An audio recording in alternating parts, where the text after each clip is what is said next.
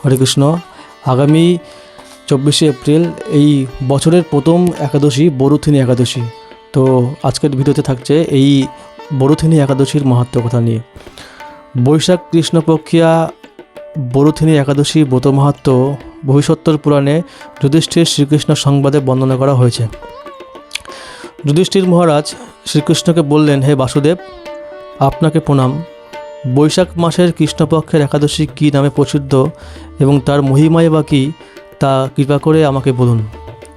শ্রীকৃষ্ণ বললেন, হে রাজন, ইহলোক ও পরলোকে বৈশাখ মাসের কৃষ্ণপক্ষী একাদশী বরুথিনী নামে বিখ্যাত। এই ব্রত পালনের সর্বদা সুখ লাভ হয় এবং পাপ ক্ষয় ও সৌভাগ্য প্রাপ্তি ঘটে। দুর্ভাগা স্ত্রীলোক এই ব্রত পালনের সৌভাগ্য লাভ করে থাকে। ভক্তি ও মুক্তি প্রদানকারী এই ব্রত সর্ব পাপ হরণ এবং গর্ভবাস যন্ত্রণা বিনাশ করে। এই ব্রত প্রভাবে মান্ধাতা, ধুন্ধুমার আদি রাজারা দিব্য ধাম লাভ করেছেন। এমনকি মহাদেব শিবও এই ব্রত পালন করেছিলেন। মহাদেব শিবও এই বরুথিনী একাদশীর ব্রত পালন করেছিলেন।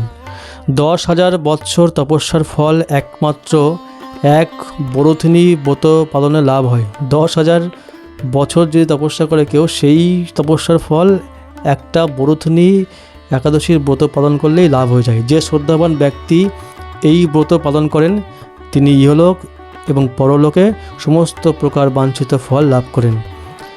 হে নৃপশ্রেষ্ঠ, অশ্বদান অপেক্ষা গজদান শ্রেষ্ঠ। গজদান থেকে ভূমিদান এবং তা থেকে তিলদান, তিলদান থেকে স্বর্ণদান এবং তা থেকেও অন্নদান শ্রেষ্ঠ। অন্নদানের মতো শ্রেষ্ঠ দান আর নেই। পিতৃলোক, দেবলোক এবং মানুষেরা অন্নদানেই পরিতৃপ্ত হন। পণ্ডিতেরা কন্যাদানকে অন্নদানের সমান বলে থাকেন। স্বয়ং ভগবান গোদানকে অন্নদানের সমান বলেছেন। আবার এই সমস্ত প্রকার দান থেকেও বিদ্যাদান শ্রেষ্ঠ। তাই যদি আপনি একাদশীর দিনে একটা গীতা দান করতে পারেন, তাহলে আপনার সমস্ত দানের ফল আপনার একটা গীতা দানের থেকেই প্রাপ্ত হচ্ছে। গীতা দান মানে কি? আপনি পৃথিবীর সমাজে আপনি বিদ্যাদান করছেন। আর গীতার মধ্যে যে বিদ্যা আছে সেই বিদ্যাই সমস্ত বিদ্যা সার, শ্রেষ্ঠ বিদ্যা।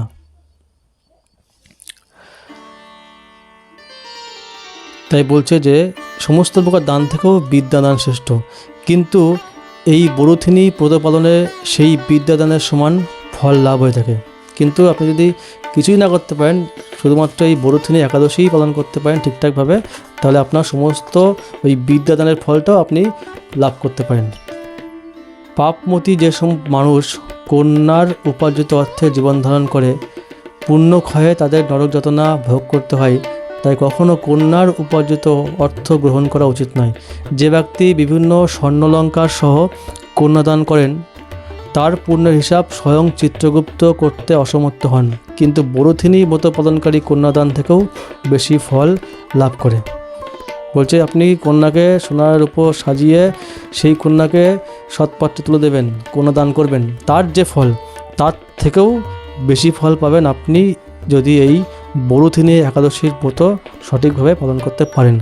ব্রতকারী ব্যক্তি দশমীর দিনে কাঁসার পাত্রে ভোজন, মাংস, মসুর, ছোলার ডাল, শাক, মধু, অন্নের প্রদত্ত অন্নগ্রহণ, 2 বার আহার ও মৈথুন পরিত্যাগ করবে।